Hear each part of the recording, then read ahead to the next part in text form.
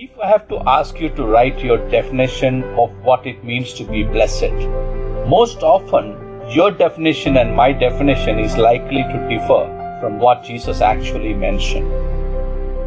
How does our description of the blessed or that fortunate person compare with what Jesus considered blessed? Why is it difficult for us to admit our spiritual poverty?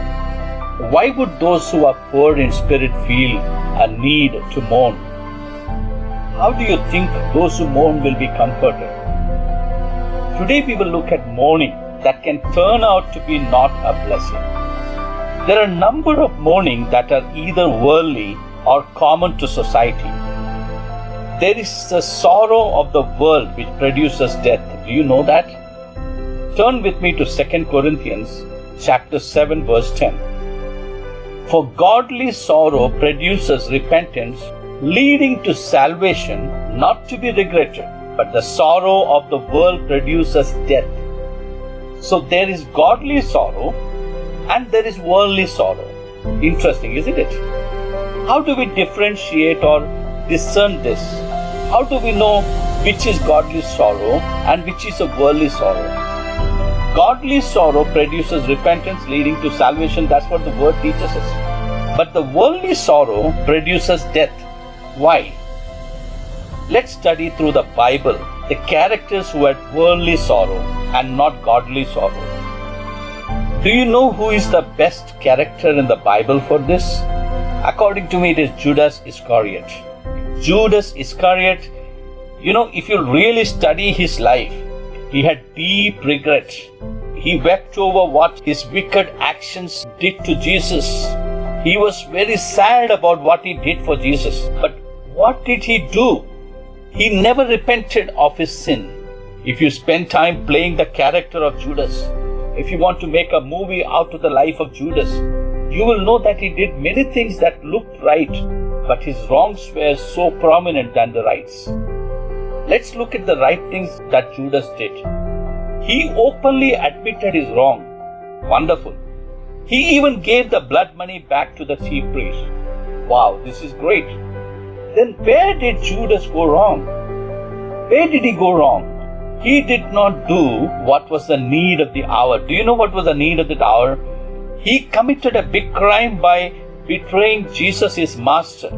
Yeah, he cried, he wept, he gave back the money, he went back to the chief priest, everything is right. But what was the need of the hour? What was the most important thing he should have done? He did not turn back to God. His sadness was not a godly sorrow. He did not view his sin in terms of its awfulness in God's eyes, but as a humanist, as someone who had already embarked on the road of independence. He was doing everything on his own, even though Jesus told him, "You're doing something wrong and please correct yourself." Instead of correcting, instead of confessing his sin to God, looking to Jesus for forgiveness, he went out and hanged himself. He took his sorrow with him down to the hell. He did not have faith in Christ. He did not have faith in the forgiveness of God. His sorrow was not connected to faith in Christ. His sorrow was not connected to even repentance. Don't you think God would have forgiven him had he gone back to God and wept or mourned over his sin? I'm sure God would have forgiven him. On the other hand, let me bring you to the godly sorrow. Apostle Paul is the best character for this part. His life before conversion and after conversion was entirely different one. Even though Judas walked with Jesus, he did not know Jesus. Before Paul's conversion, he never walked with Christ. He never knew Jesus.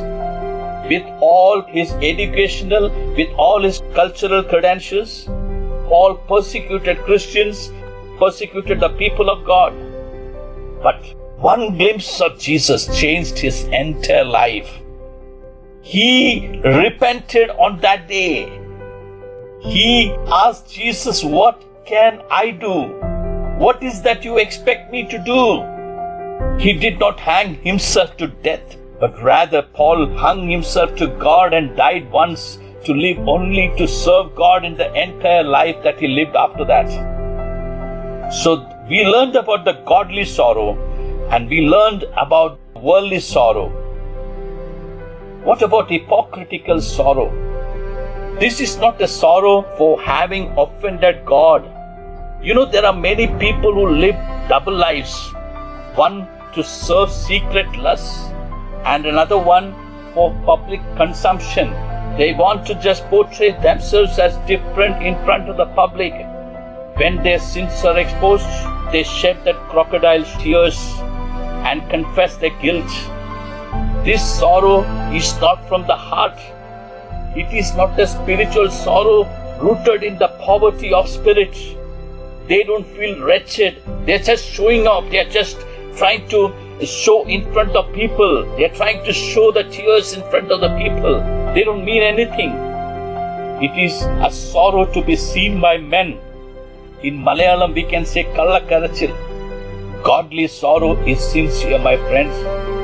It never makes excuses for sin. It is a sorrow that enters one's hidden life. You think of the life of Cain. He was very concerned about God's punishment in Genesis chapter 4. Yet Cain had no concern for mourning over his sin. Do you know that? Do you know what he said in verse 13 of the chapter 4 of Genesis? Cain said to the Lord, "My punishment is greater than I can bear.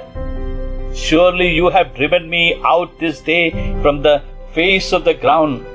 I shall be hidden from your face. I shall be fugitive and vagabond on the earth, and it will happen that anyone who finds me will kill me." Did you see anywhere Cain was trying to apologize and say, "God, forgive me"? Cain's problem was that he did not mourn like David mourned in Psalm 51 when David said, "Against you, you only have sinned, O God." Neither Cain requested, "Have mercy on me, a sinner." So it's important that we search our hearts to make sure that we are not deceiving ourselves with a false sorrow. A sorrow that is not oriented to God but ourselves. There are many people who shed tears with their eyes but not with their hearts. There are multitudes of people who mourn for the consequences of their sin, but they do not care what God thinks. I sincerely pray that we will not be like that.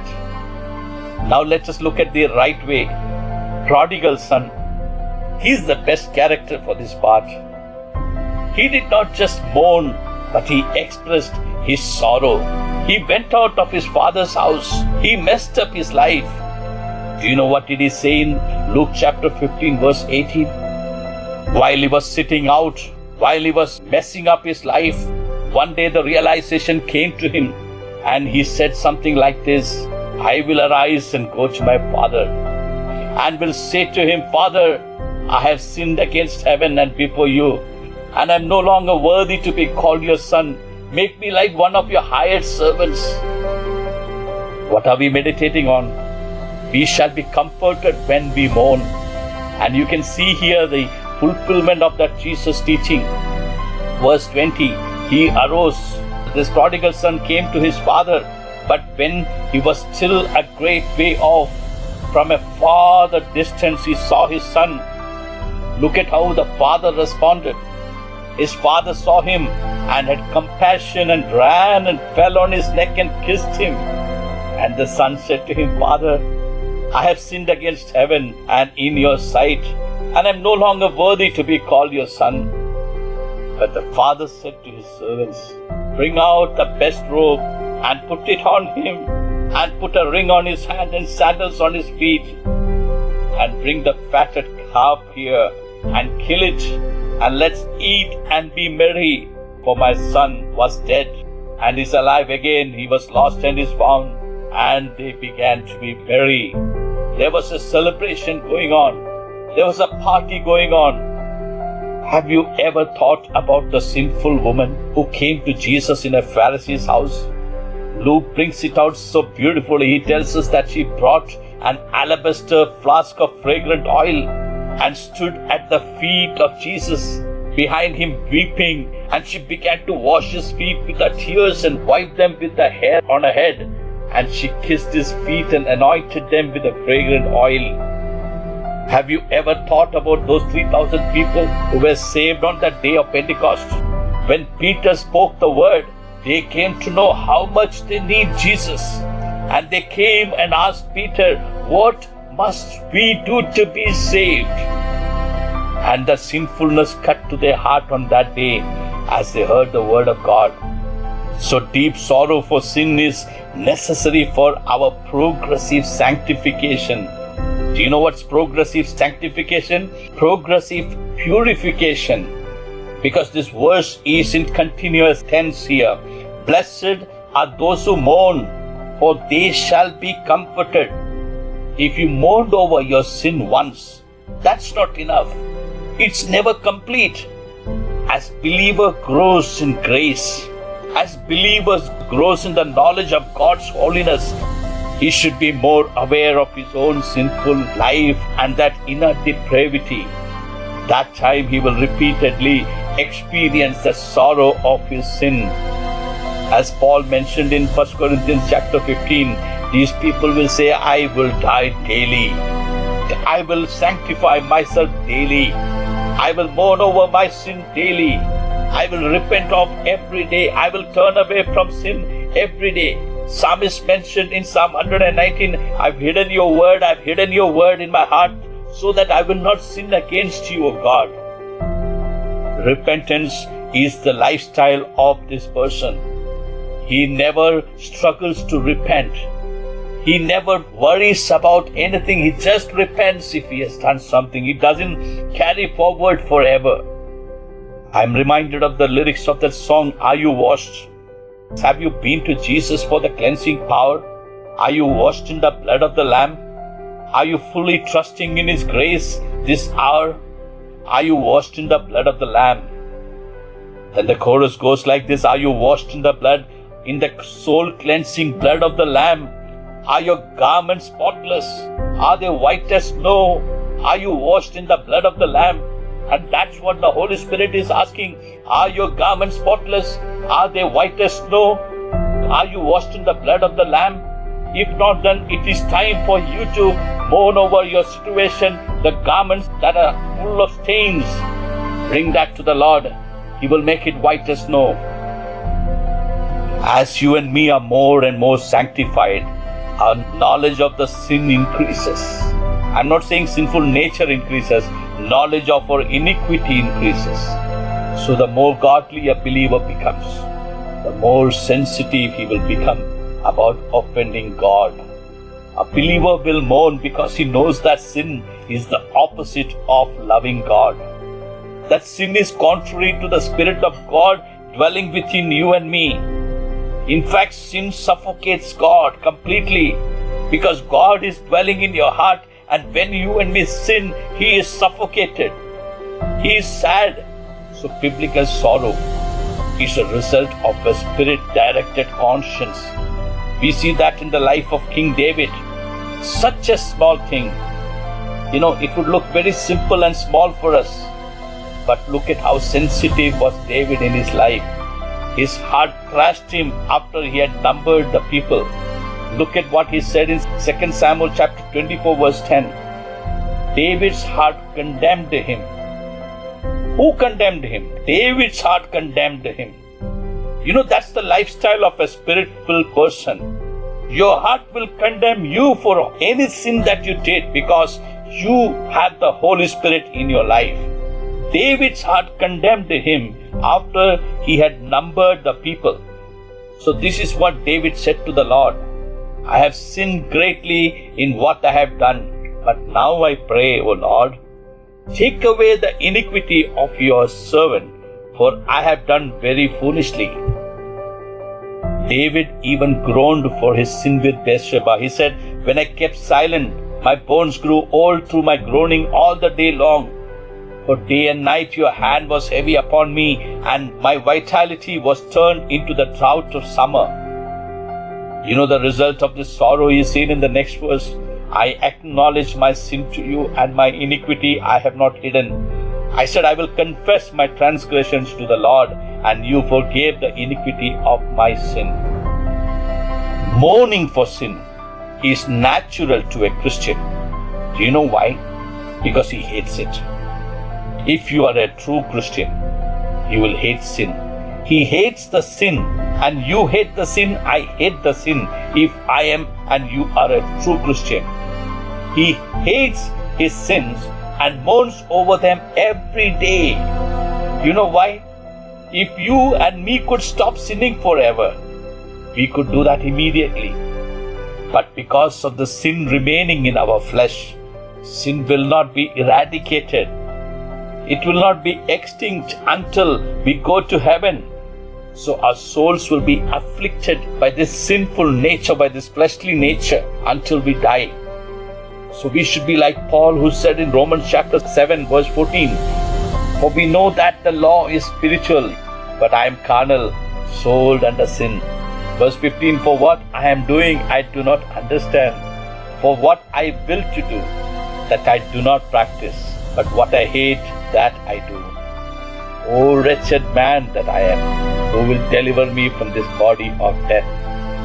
The believer is aware of his warfare between the regenerate, that born again, the newborn mind, that newborn life, and that law of sin, that is struggle between him and the newborn life. The fleshly nature and the new nature that you and me have. The struggle that we have, we don't want to do, but we end up doing it. We know that we shouldn't do, but we end up doing it. A Christian groans because of this wretched struggle. He is totally disappointed with himself. You know, when that happens, when he tries applying the word of God to the heart, the Christian has a great desire to be holy. And that person develops a great desire to be pure in heart. The believer is aware of this conflict and his failure, and he grieves over his failures and his natures, and his failings and his nature. Therefore, like David, we must mourn and confess not only our guilt but also our inner depravity. David mentioned in Psalm 51 verse 5, he said, I was brought forth in iniquity, and in sin my mother conceived me. So in conclusion, as we contemplate God, as we ponder God and His infinite holiness, then think about our own condition. There develops a sense of hopelessness, the sense of helplessness. As we ponder our deeds, as we ponder our thoughts, as we ponder our words that are contrary to God, we mourn over our behavior. We all know that we have a lot to mourn over. There are the sins of omission. There are the sins of commission that are committed every day by you and me. The more we know God, the more we know God's word, and we compare that with God and us, the more we spend, the more we know, the more we realize, we will grieve. Someone said like this, the fact is that the closer the Christian lives to God, the more will he mourn over all that dishonors him. My dear friends, my question is, do you mourn because you understand how offensive your sins are to God? Do you mourn because you know that sin is the opposite of loving Christ? Do you abhor, like Job, your iniquities because you know that they are an act of hostility towards God? That is an act of rebelliousness towards God. Let me close with the very words that Paul wrote to the church at Corinth in 2 Corinthians chapter 7 verse 9. Now I am glad I sent it, not because it hurt you, but because the pain caused you to repent and change your ways. Let me read it again. Paul is saying, I'm glad I sent it, not because it hurt you, but because the pain caused you to repent and change your ways. It was the kind of sorrow God wants His people to have. Paul is writing, so you were not harmed by us in any way. Verse 10, for the kind of sorrow God wants us to experience leads us away from sin. For the kind of sorrow God wants us to experience leads us away from sin and results in salvation. There is no regret for that kind of sorrow. There is no regret for that kind of sorrow, but worldly sorrow, which lacks repentance, results in spiritual death. That worldly sorrow is what Jesus is talking about we should not have, because that worldly sorrow, which lacks repentance, results in spiritual death. Paul tells us that there is nothing good about sorrow itself. We are supposed to have a sorrow that turns us to salvation, that turns us to repentance, that turns us to God completely and make us live a life that is different after that. It's not about how many times you confessed. It's about what you did with your confession after that, how you lived. If you truly repented, if you truly confess your sins, He is faithful and just to forgive your sins. And if you truly confess, you will truly repent, my friends. God will strengthen you to live a victorious life. It's not by the tears that you shed, but it is the heart that you meant and that you render to God. God says, I want you, my son, I want you, my daughter, to come to my feet and give your life to me and submit everything to me. I will take care of everything. I know you're falling. I know you're straying. I know you have a problem. I know that you're in that sinful nature. But why don't you come to me? Why don't you give your life to me? Why don't you confess your sin to me? Am I not able to take care of you? Don't I understand? Can I not see your tears? Can I not take care of your future? My question is, are you sensitive to sin? If you are a mourner, do you have a sense of God's forgiveness? Many times we don't want to go and mourn because we don't understand the power of God's forgiveness. And that's what I'm going to take next week, that they shall be comforted. When you mourn over your sin, you shall be comforted. We'll take some time to study on that. Do you experience joy in your life?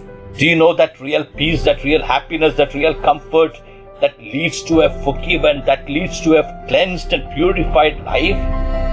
I hope and I pray that we are the mourners, because God wants every one of us to be comforted, because He wants us to be happy. He wants us to be relieved from every guilt, every sorrow, every sin. And I believe this is the heart of God that was spoken today. Let's pray. Father, we just thank you so much for your word tonight. How rich, how deep it is, Lord, when we understand, when we learn and study your truth, oh Lord, when we study your word. Lord, help us to be a mourner.